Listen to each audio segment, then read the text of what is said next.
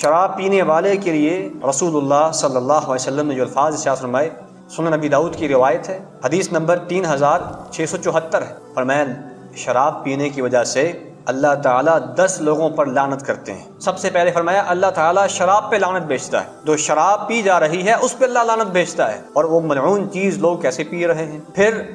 اللہ تعالیٰ اس شراب کو پلانے والے پر لعنت بھیجتا ہے، اور پھر اس شراب کو پینے والے پر لعنت بھیجتا ہے۔ ایک ہے پینے والا، ایک ہے جو اس کو لا کے پلا رہا ہے، اور فرمایا کہ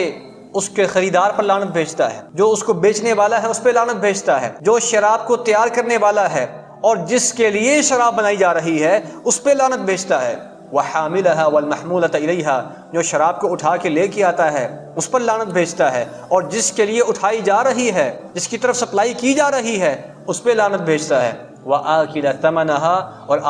آخر میں جو اس شراب کی قیمت کھاتا ہے، جو اس شراب کی قیمت کھاتا ہے نیچے سے لے کر اوپر تک، فرمایا وہ سارے کے سارے اس لعنت کی زد میں آ جاتے ہیں۔ ایک شراب ہے، ایک گناہ ہے، اور 10 لوگ اس کا شکار ہو رہے ہیں۔